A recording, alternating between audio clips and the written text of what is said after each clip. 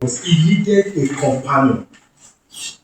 Adam needed somebody that is going to be like, we can interact at the same level. So all these animals show their nature and they show their level of friendliness. You can imagine gorilla. Gorilla would have been a little bit somehow for Adam to name. But Adam, by virtue of the fact that he could perceive, he could see that this one is not comparable to me, he named gorilla. Huh? And so at the end of that exercise, scripture says, and to Adam was not find what? A helpmeet suitable for him. Suitable for him. And so God now said, I, God, will make for him a helpmeet, a companion that is suitable for him, that the two of them can operate at the same level. And that was how man. And what did God do? For him to do that, God put him through a sleep.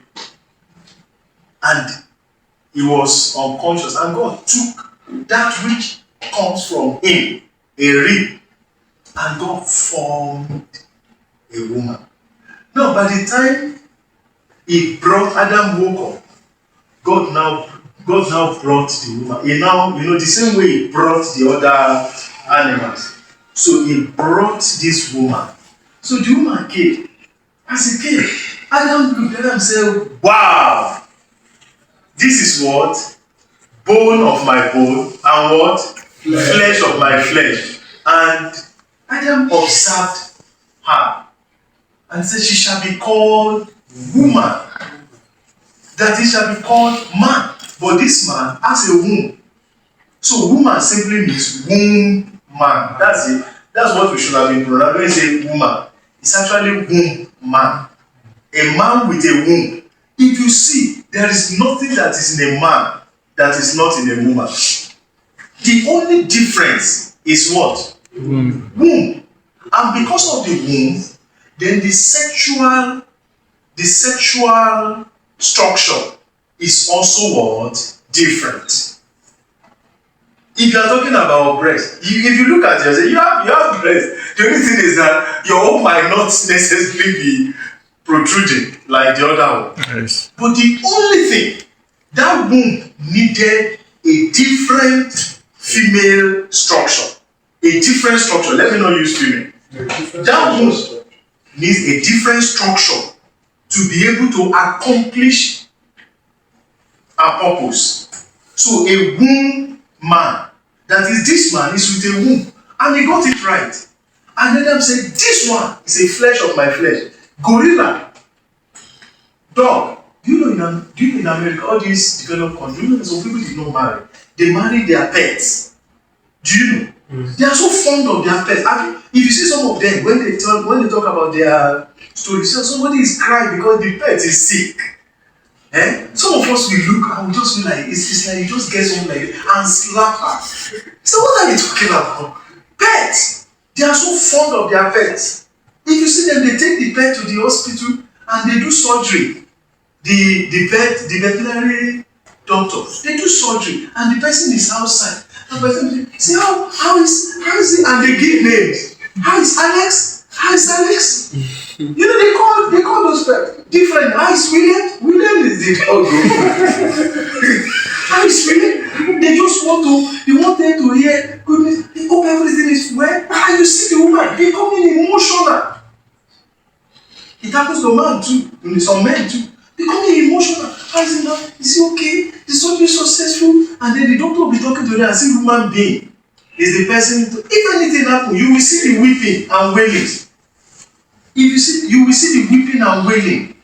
If anything happens, if that pet dies. So people are at that level. But don't forget, God did that kind of experiment. But a man that is normal cannot function at the level of pet being the companion. And so God saw when Adam met him, he said, this is my what? Flesh. My flesh. And what? Bone of man. He said, she shall be called woman. In fact, the description There's a description there. They say, wow. That is, he could see what, he could identify what really belongs to him. The exercise was quite massive because he needed to, the scripture says that that God wanted to see what he would call them.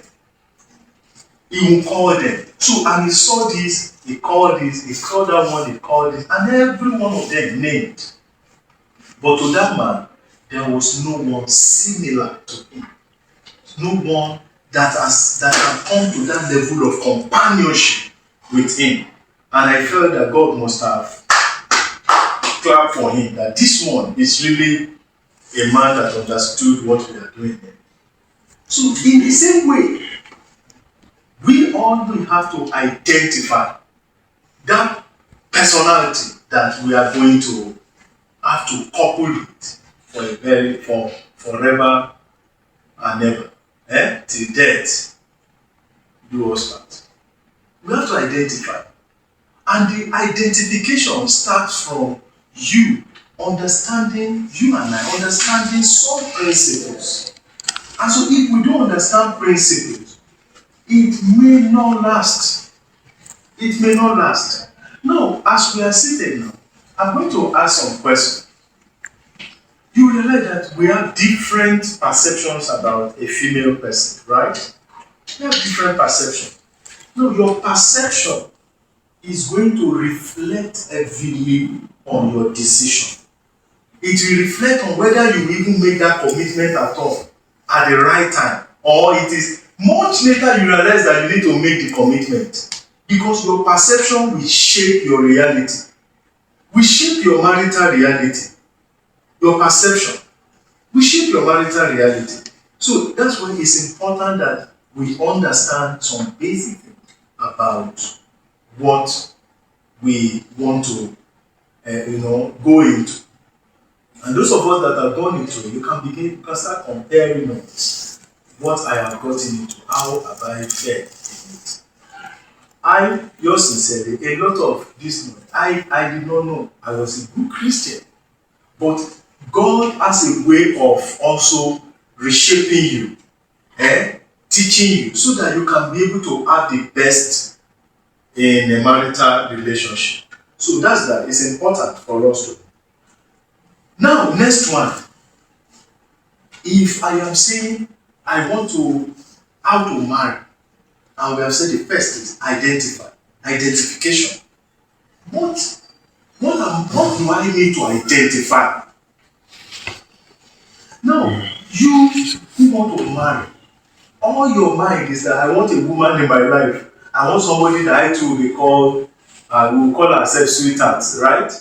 But can I ask, all relationships that are contracted, do they all end up lasting?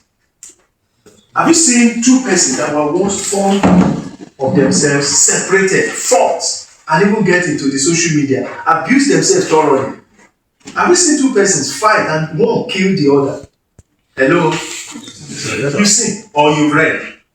I've read a lot of that. The question I ask is that for these two people, they used to be fond of themselves. What happened? See, the problem is in the place of identifying. The first thing you need to identify, there are two things you need to identify. The first thing you need to identify is you need to identify who am I as a person. Who am I? You need to identify that. If you don't identify who you are, in an attempt to go and try and pick somebody, you might be picking a trouble to yourself, because you yourself, you've not identified who you are. Hello? Let me give an example. If I have a challenge of temper, I'm not talking, everybody gets angry, right? If you have not gotten angry, let me see. Everybody gets angry. Well, that's not the anger I'm talking about. If you have temper problem, then when something happens like this, until everything collapses, your eyes will not clear. We have people like that. There are some people that the anger will boil down until until blood comes out of probably especially if they are very strong to beat up the other person, until blood, just beat somebody as if the person never existed, as if he has never told that person, I love you. Beat that person black and blue. I'm talking about temper. Now, if you have challenge with temper, and you have not identified who you are and the work you need to do in your person, you will not have marriage. Do you get me? It's possible that the person you will go and say you like, based on what you see are simply sexual features. She's beautiful. She appears romantically connected to you. You look at her structure. Her structure is quite exciting to you. Back and front. You understand what I mean? Now, those are your considerations. But that person you are also looking at has an issue with temper, or has an issue with unfaithfulness, or has an issue with lying, or has one moral issue or the other. But the package you see appears to be, wow, I love this. Now, if you are in a relationship, depending on how you conduct that relationship, you might not know much. Do you get it? You might not know much about that person. Depending on how you, of course, by God's grace, in this series, maybe Professor Akarai, Professor Akarai, or Barrister, we speak along that line. We speak more on that, on the other. But what I'm saying, that if you don't know yourself, if you don't try as much as possible to know yourself, and then ask questions, what do I need to make myself a better person? That this kind of thing, if possible, go and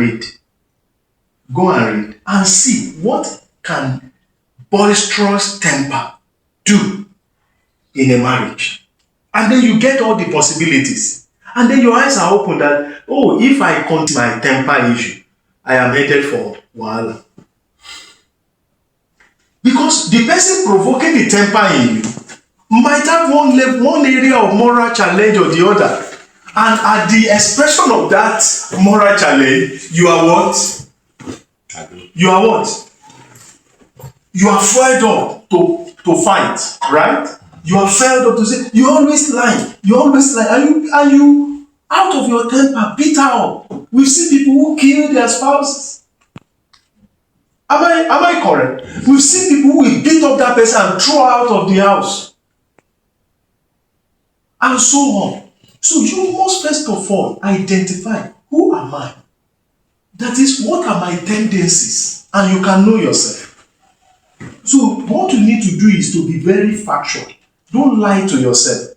Because who will live in that marriage? Your personality will live in that marriage. Do you get it? Your personality will live in that marriage. And our personality will live in the marriage. Not something that appears unreal to you. Do you get it? Our mother could be a very nice woman, very nice. In fact, all through the time you visited her place, the reason why you are married is because her mother is what? Very nice. But is her mother equal to her? No. Who are you going to live with? Yeah. That personality. Her mother's personality is different. And personalities adjust over time. Her mother might have gone through some training, some teaching, some exposure that over the time adjusted her own personality. So it's not equal to the woman's personality. So your personality and this woman's personality, we have to couple and live in a space, in an atmosphere called marriage. So the first is that I must know myself. I must identify, who am I? Are you the type that your eyes, you see one lady like this, your eyes want to go for her. You see another one, maybe you've had some sexual relationship with different ladies. I don't want to assume that every one of us here, we are holy fathers. Some of us, we've had moral issues. Now you are relating with a lady who naturally, by virtue of her exposure, what she has seen, what she has read, she has made up her mind that any man that is not faithful to me, that's the end of that marriage. Don't you know we have people like that? They say, I'm not going to, maybe the lady had that one man who was not faithful to his wife got HIV and so transferred it to his wife. People build their resolutions over the time. You don't know whether she has gotten exposed to that kind of, and she has built a resolution. But the man she is seeing is not a man that is a cheat. All that she has seen so far is a man that looks nice. And you can go on like that, and there's nothing like cheating happening. But sometime down the line in marriage, that moral challenge crops up, and you go and do one, and she hears about it. She puts an end to the whole thing. And then you are, because she is not ready to take it. Do you get it? So your personality and our personality, we have to be in that marriage relationship. So the question is, have you identified who you are? By identifying who you are, you will now be able, it will help you to identify the kind of woman that you begin to pray for. Do you get me? Do you get it? If you don't know yourself, it's just like you are experimenting with what you are about to venture into. You're just experimenting. You need to know yourself. And then when you know yourself, your personality can change. You've heard about temperament, right? I don't want to use the word temperament. I want to use the word personality. That who am I? Are you the type of person that naturally, by virtue of who you are, it could be how you are nurtured, you find it difficult to speak the truth. You lie a lot. And then that personality has not changed. When you come to understanding of who you are, it can go a long way to help you become a better person. Do you get me? You start, I say, if you are very close to God, one of the best, in fact, the best way to make your personality change, adjust your personality and become a better person is for you to have a relationship with God. I can tell you a lot that God has, over the years, helped me to adjust. I can list them one by one. And as a result, my personality over the time has changed. If I go on with the kind of personality that I used to be before I marry or immediately I marry, I'm telling you the truth, I will have serious crisis. But God has over the time changed me, and that is the beauty of a relationship with God. So you need to identify your personality. When you identify your personality, the question is, natures you noticed in yourself, how will those natures be helped to be better persons? It could be that, number one, your relationship with God. Number two, you have a mentor. You have somebody that you can share your moral issues with. It could be that I find it difficult to speak the truth.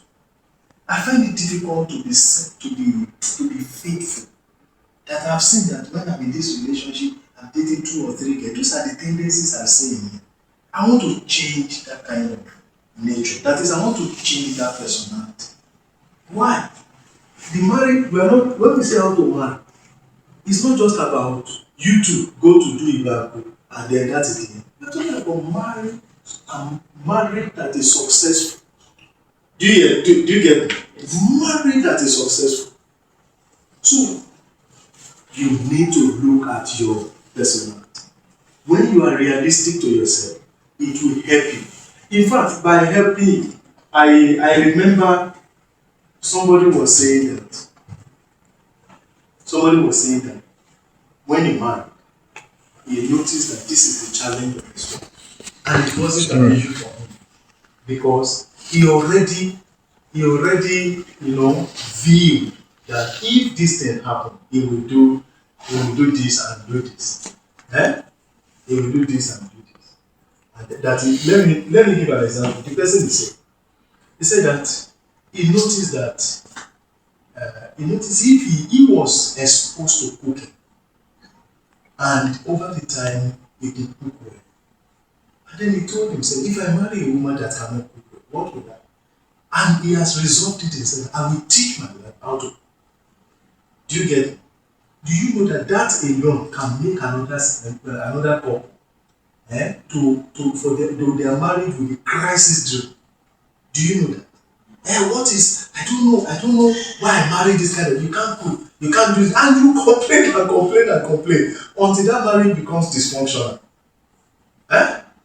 Because the complaints you are making is a function of your own personality.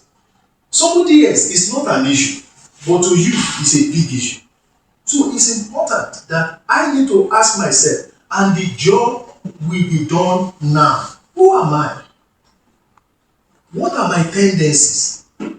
You will see positive and you will see negative. How do I work on this negative so that if I enter marriage today, I can have a peaceful marriage? But you notice that you have a problem with temper. Thank God we're in the days of internet. If you go and say, how can I overcome extreme hot temper? How can I? You will see a lot of suggestions. You may need to meet somebody also who can pray with you. And when you are dealing with the demons, it could be ancestral. When you are dealing with the demon of extreme temper, that when you are hungry, how do you know that you are temperamental? Look at your relationship with your younger sister or your younger brother, elder brother. When you quarrel within the house, what comes out? What comes out? You can see that when you quarrel, in the midst of that quarrel, you can take an object and hit your brother. Hit your sister. Is it not true? Give me feel. Is it not true? So that is actually your tendencies. If you don't deal with it and you go ahead and marry a lady, in marriage, that alone sets you up for dysfunctionality. So when we talk about how to marry, you need to identify, who am I? Who am I? So that when you identify who you are, because it's you who will live in that marriage, not another person. So, and the thank God for Gentleman's platform. It's a platform where we can hear what can help us improve. There are some of us, do you know that some of us, you have a tendency that you are lazy. See your output. Don't lie to yourself. That may be what your wife will be now comparing you. If you don't deal with that challenge, the woman can come. All are growing up, all our environment, she has seen men who are industrious. That thing affected the marriage that I know very well. The lady, when they were doing fine here, but she was the aggressive type. She was the type that can bring in more. She was the type that can bring more into the marriage.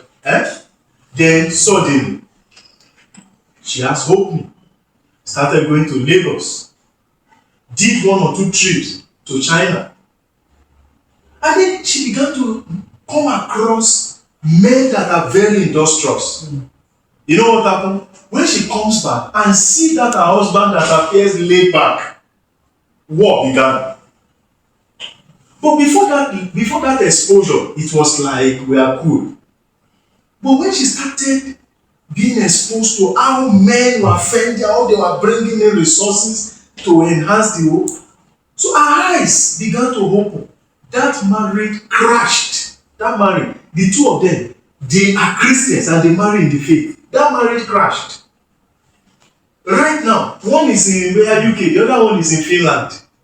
The marriage crashed. The whole thing is scattered.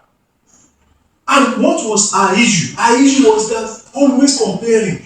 You see men fending for themselves, doing this and doing that. My husband is just as even this little thing he cannot do. But we will come to that point, who a lady is, who a woman is. But as I told us, Professor Karami will talk about that in this series. So they begin to see that, look, if you see this situation, this is who you are as a woman. We are not talking to women here. Do you get? To be able to now be a support to the man. But we need to know who a woman is. But when we are discussing, before we talk about that, you need to first of all know who you are. Do you get me?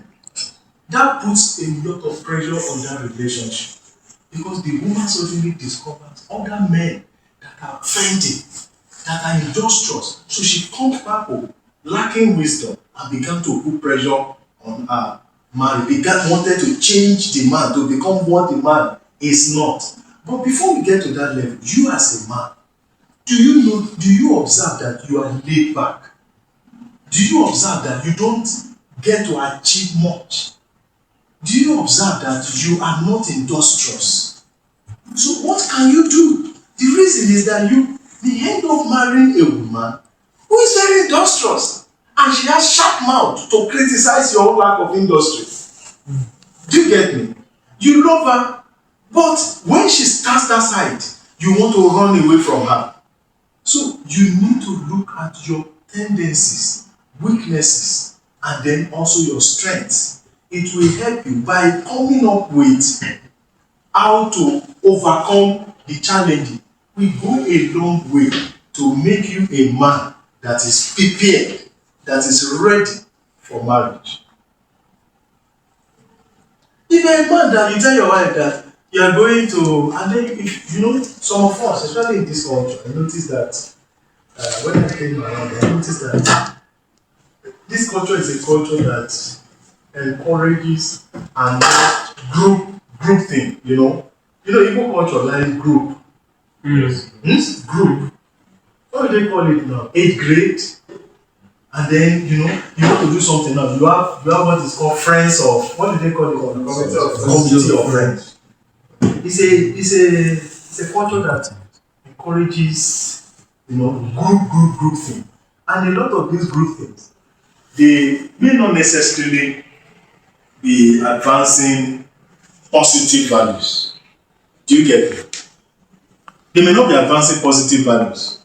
Some people there will be humanizer. Some people there, when you come to, you don't want to drink, you don't like drinking, but some people there will advance and abuse you that you are a boy that see this one, I can finish one carton. And then they are promoting values that are not really right. And then you struggle to want to adjust. And you marry. Your wife notices that anytime that so, it is the life of your friend you are living. He said, why can't be the man? Be a man. Then every time it's your friend. So is your friend. Some men are very weak in decision making. Do you know that? Their decision making is so weak that it is his friends that will. By the time they are talking, they tell the woman that actually Alex told me not to do this, but I went to do it, and this one Collins told me. The wife comes and says, when are you going to have your own decision? Alex, Collins, Smith, and all those their decisions. And that could be a source of nagging, a source of problem. A relationship set out to do those issues will rise up, and the issues will consume the peace of the relationship. So it's important that we have to know ourselves, and it's important that when you say know yourself, it will help you. Look, one thing that I experienced that helped me to start having better marriage is that the more I reflected, and then when issues happen, and I come to the presence of God, it begins to show me my tendencies. See, I'm a kind of person that I can think up solutions. That's my strength. Do you get me? I can look at a situation and can think up solutions. It's a strength, right? Yes. Now, when relating with your wife, you will see that for everything that is not in this way, you will come up with, you should have been like this, you should have been like this. Do you get me? As a result, you put stress on that connection. Do you get me? You put unnecessary stress on that connection. What did the Lord begin to? What did the Lord begin to work? How did the Lord help me? He taught me forbearance. That it's not everything you see you have to analyze. Do you get me? It's not everything you see you have to come up with. It should have been like this. It should have been like that. So there are some things I see. I simply tell myself that is the perception of my wife. So it doesn't mean that perception was wrong. So I need to step back and be patient. Do you get my point? So to be able to forbear So I don't run my mouth, I don't do my analysis, and then the next thing, criticize this, criticize that, and this. I don't use all that my wide thinking to think why like this and be expecting that it should have been like this. So rather, I simply go and allow that what could she have been thinking about. So if it plays out like this, keep quiet. Forbear. Keep quiet. And you, before you know what's happening, you have an atmosphere of peace. And then at some point, when you are in a light moment, say in this instance, I will have done it like this.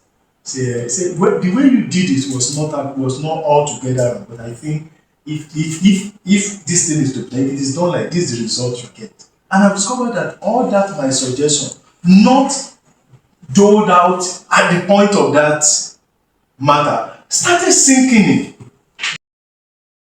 in. Assessment of yourself. You bring yourself to,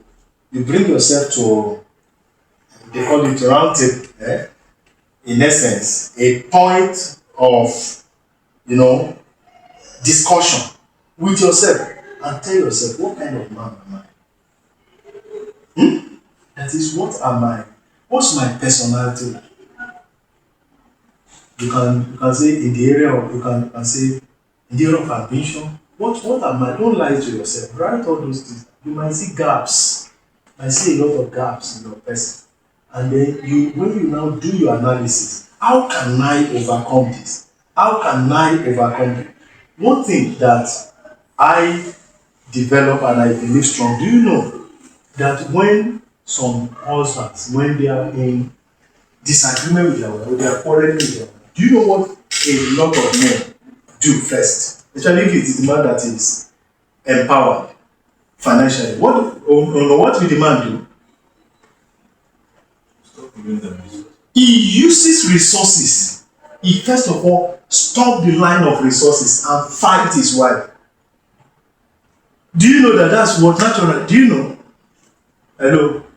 Do you know that that happens to you? If it is school fees, you will say, I will teach her lesson. By the time I finish with her, she will learn not to be abusing me.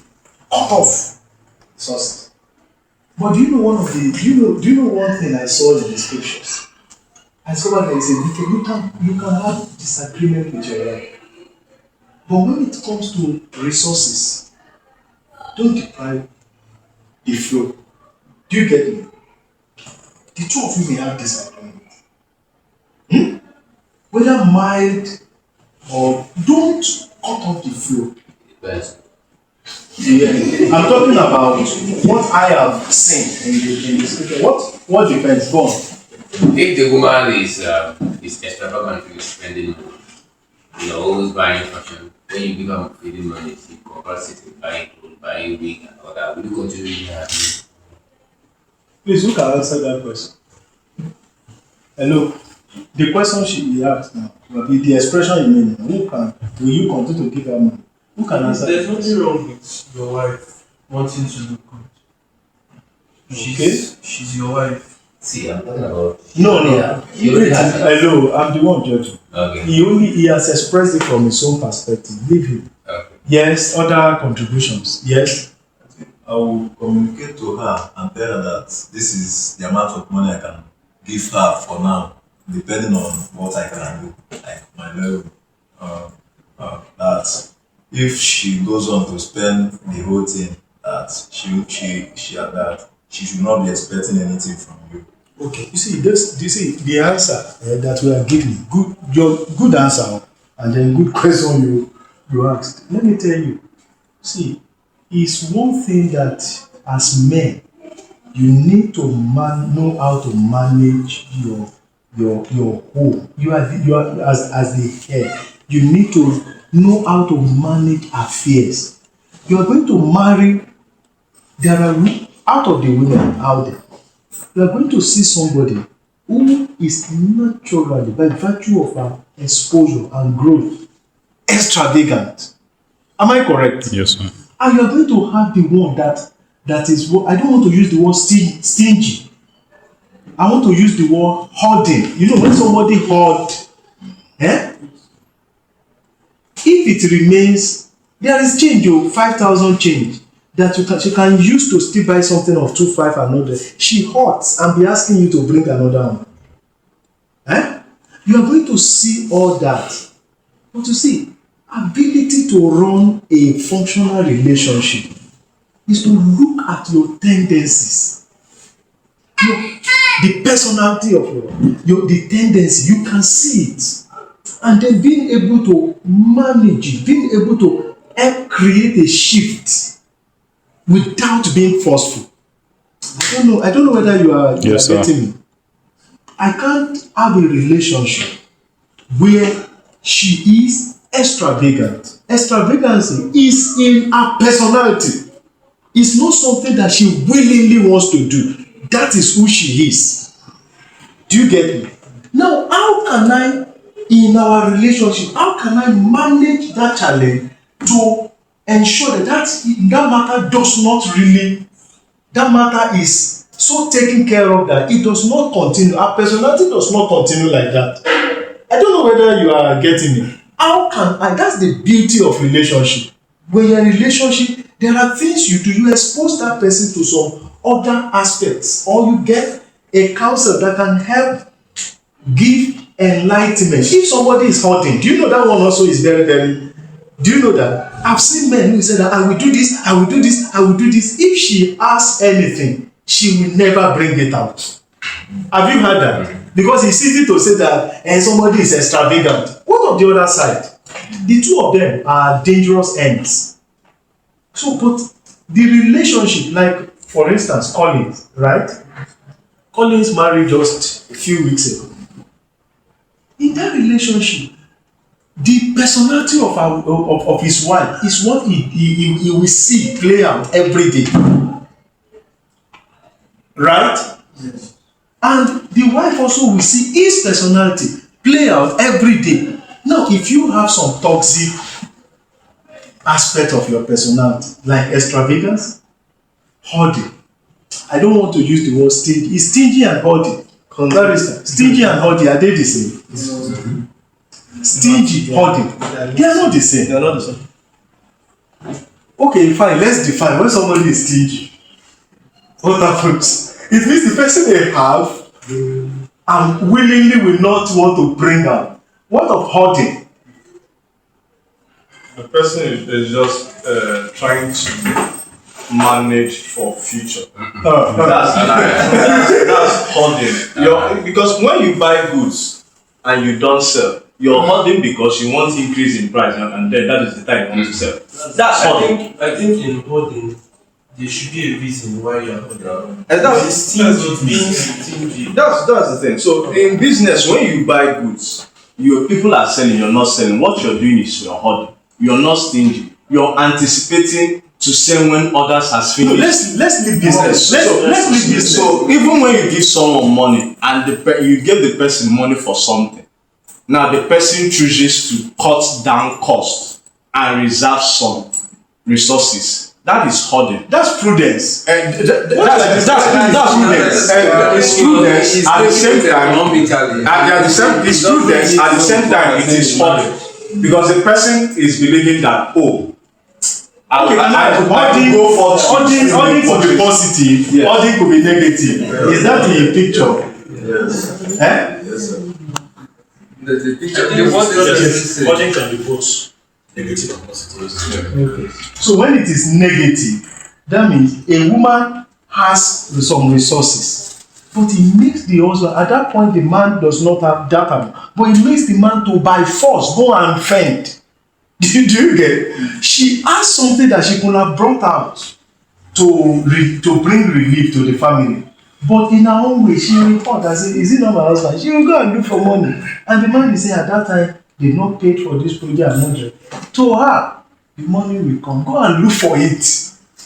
You know that is we have that kind of marriage like that, right? Yes. We have that kind of marriage, and that's the main. So the man discovers that with all my labor, this woman is not complimenting me, and there is more.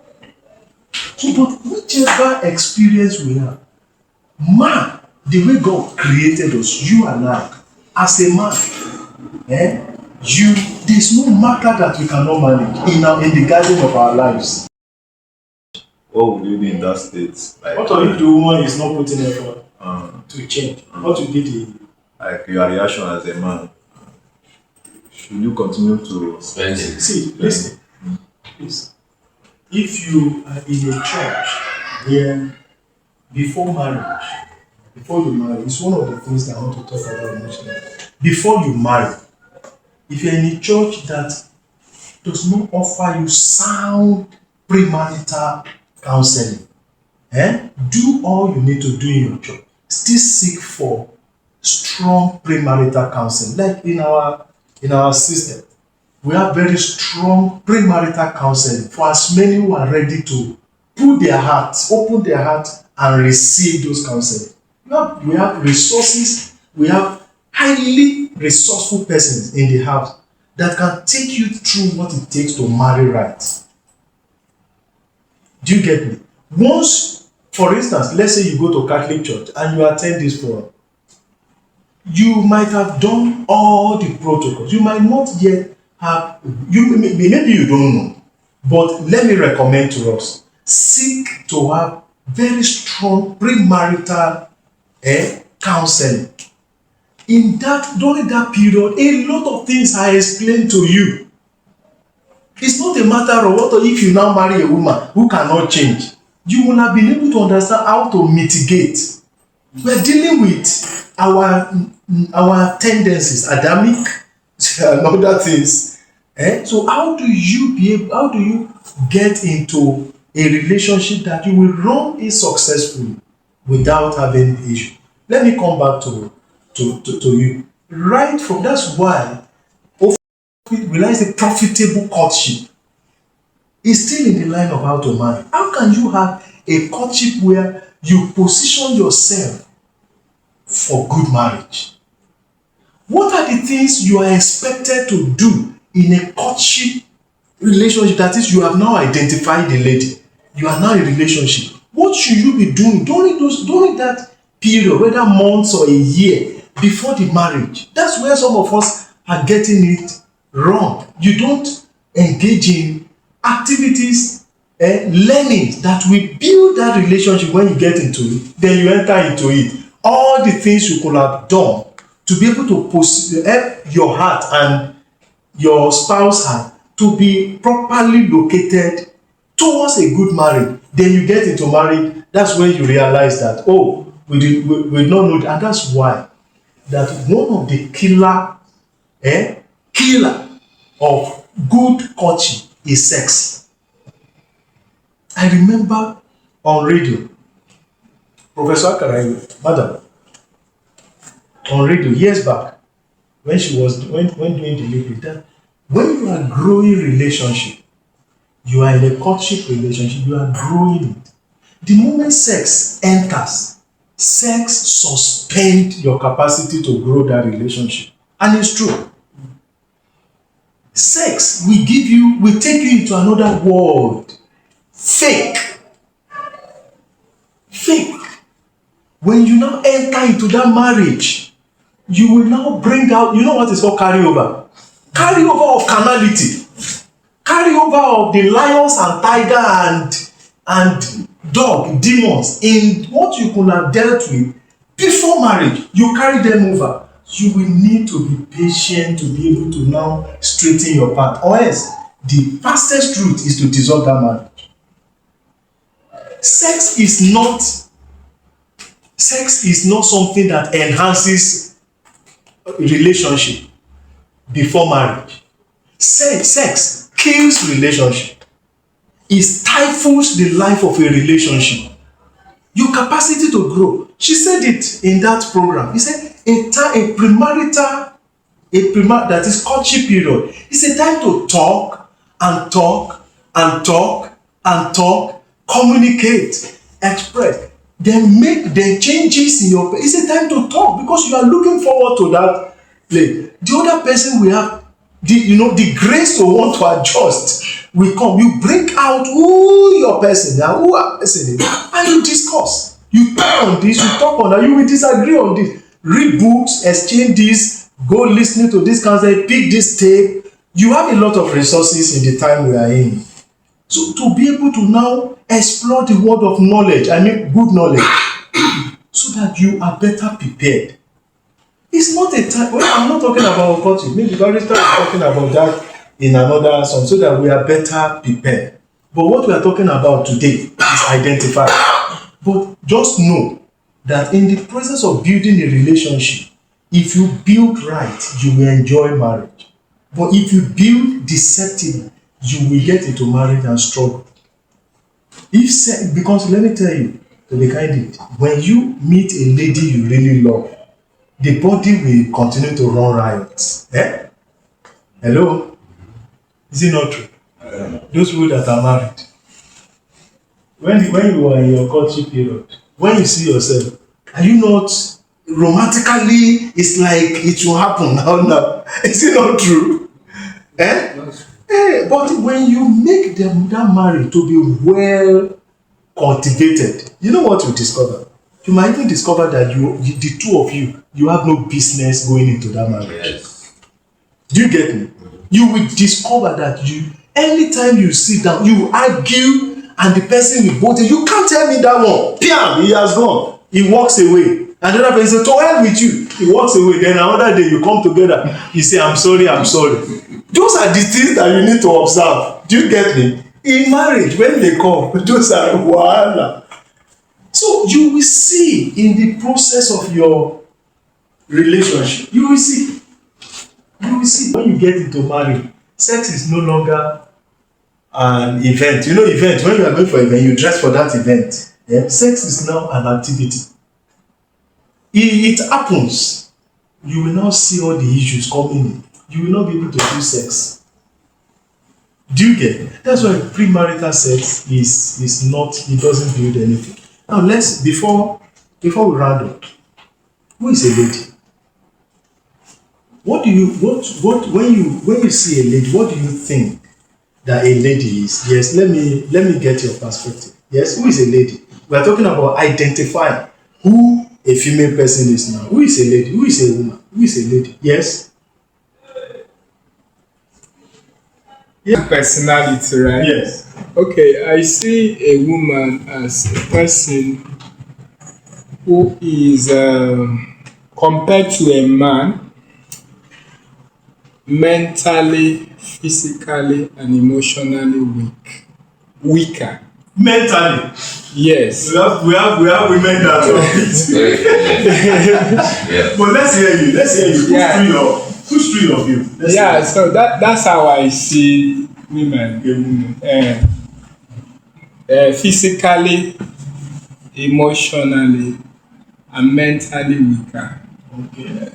So that's That's what he is a being that complements man. A woman is a being that complements man. That perception, we need to have it. A lot of us, Bible says, pity a man who is alone. Some of us are married. You will rather have all the discussion with your friends because you've always been doing this. What do they call it in Igbo land? That they grow in group. It's always group thing. What do they call it? Age grade. You know, when you marry, age grade must have to take back seats, and you begin to look at how this woman complements me. Yes, a woman is a person, a being, a person that complements a man. Yes, who is a woman? To make you complete. A woman is somebody that will test you. That is an examiner. That's what you meant. Not really that way. Like someone that's there to bring out the best in you or the worst. Or a reflection of you. A reflection of you. Yes. I would see them as a farmland that gives you what to invest. A farmland that gives you what you invest. Good one. She's giving you what you have invested. Can we say that? Will that be correct? If you're a quarrelsome man and then you meet her, she gives you the quarrel you invest, but not in that line, right? Yeah, it's not totally true. Okay. It can be true. Yes. Yeah, but not totally true. If a man you are also quarrelsome. Mm. And you give a woman quarrel, it is possible she can respond with that. But there are still some women that even if the man is gentle, they will still bring up trouble. Yes. Man's wife. I agree with you. But you see, if we quickly narrow everything down to a wife, we will lose touch of the fact that we don't really have a good concept of who a woman is. I don't know whether you get it. You got it. If we are going to narrow it down to who a wife is. Eh? But before you can get, Bible say, whosoever findeth one, a wife finds what? A good thing. Where do you find a wife? Women. From women. It is from women that you find a wife. So if you are going to get a wife from women, then you must be able to know who a woman is. So let's get that. I like definition of Paul. Then he also says something. You see, a woman, in terms of the capacity to receive seed, nurture the seed, and bring out another personality, that your definition is correct. That's your definition. You see, that's why the concept of homosexuality is from the pit of hell. When God created that man, Adam, and he brought the woman to him, the man said, this is a womb man. He called the wife womb woman. It was much later after the affair, he called her Eve. Womb man, that is a man that is just like me, complements me, and then she has a womb. That is to say, if I invest my person in this person, she gives me something of great worth. So that is a woman. Ike, you want to say something? You made a striking point a few minutes ago, and that reflect on what I wanted to say. In terms of a woman is a person that has capacity to reproduce seed. But what I wanted to say is that I'm in affirmation to what he said. So what I wanted to say, irrespective of his answers, a woman is an adult. It's an adult woman. Allow him now. Go on. A woman is an adult woman with a female characteristics and reproductive organ. Thank you. So I want to say, you are the one who said it. Let me cover you. You've heard that. Women are materialistic. Have you heard of women are egoistic? So women. Okay, some women are egoistic. Okay, what are other things you've had? Not your own. Women are trouble. I've had that. Women are trouble. Okay, yes. Women are liabilities. Men are liabilities. You've heard about that. Women are liabilities. Yes. Women are no go area. Women are no go area. Who brought out that? Okay, women are no go area. Yes. Why? Why is it that no go area? That's what because of their quarrelsome nature, like troublesome nature, like all those things. Okay, women are no go area. Yes. What again? Women are necessary evil. Women are necessary evil. I've had that one. Women are necessary evil. Yes. So they are destiny killers. They are destiny killers. They are destiny killers. Yeah. So what the things they never follow them. Women are Women are set back. You've had that. Everybody heard that women don't remember what men do for them. Women, they have, you mean short memory. They don't remember what. Exactly. Let me tell you, listen. We are talking about women, right? Yes. Women. How many of us you want to marry women? Let me see your hand. Raise your hand now. You want to marry women. How many of us you want to marry a wife? Now, listen. There are a lot of things people have talked about women. There are some of us, we are afraid women are necessary evil. That is, once you marry one, just know that you are married evil. It's not true. It's not true. Whosoever findeth a wife, what does the Bible say? Who spoke there? The Spirit of God. It means women are what? Good. And they want attract unto your life blessing. From where? From God. That was God's own assertion about a wife. The word, can you imagine, necessary evil? When this man goes to report, see, my wife is just too troublesome. Don't you know that women are necessary evil? That man goes away and sees his wife as what? An evil he must have in his life. Lies. That's not true. That's not true. And we must help our minds not to cleave to all those strange ideas. What God wants to give you is a what? A what? A wife. God is not interested in giving you women. He's not interested in giving you women. Are you a Solomon? God wants to give you a wife. And that wife, what is God's definition of a wife? Yes, let's go again.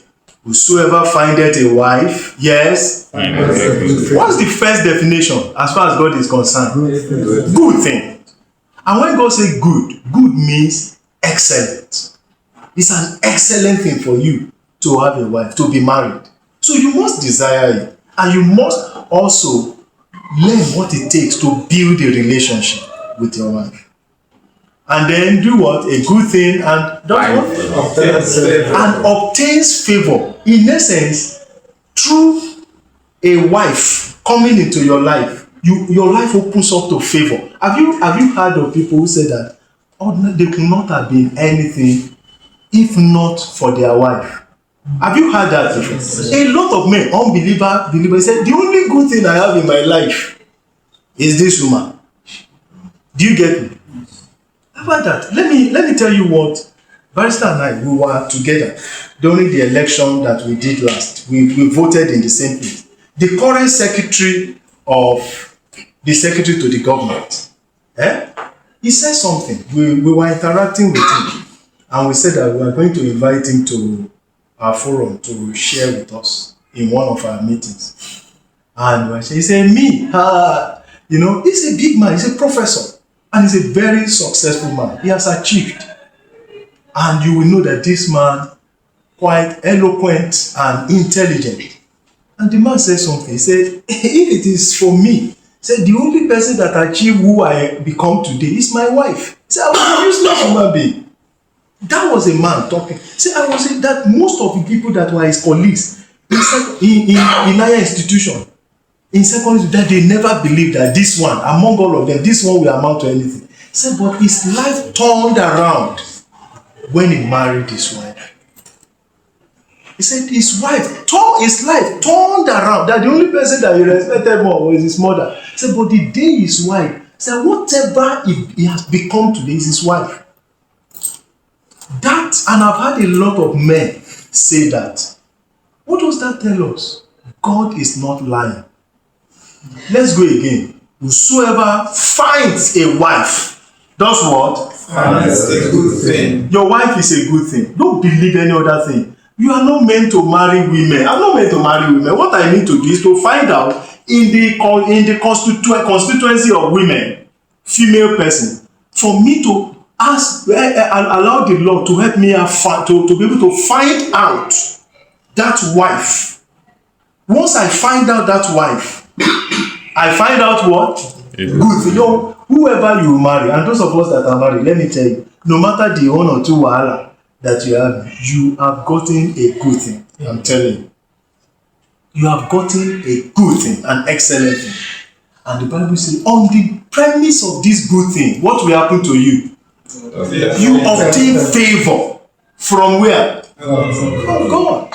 There's an opening up of your life atmosphere to favor. It's true. Don't believe what people are talking about. When Solomon began to marry this, marry that, marry this, marry that, that's when he brought in evil into his life. You are not meant to go and open your substance to women. Rather, you are to open your life to who? A wife. And then you will see that things that you could not have ordinarily done start happening in your life. Whether you have depth in God or not, I've seen people who began to mount up. You see a woman, a wife. A wife will see challenges in the life of the husband. She may be the one to go and do fasting and prayer. Do you get me? Because that emotional something, there is that the easiness to come under a kind of fear and begins to start. They are the one that will go to one prayer meeting, please, my husband, this and this and this, and pray. That's how you attract those favors. But to you are not even aware. You are not aware. She's the one who has a prayer partner to pray for you, to open up your life unto favors. So, women, your wife, out of women, you find out one that will be your wife. And in that body called women, there are all kinds of characters.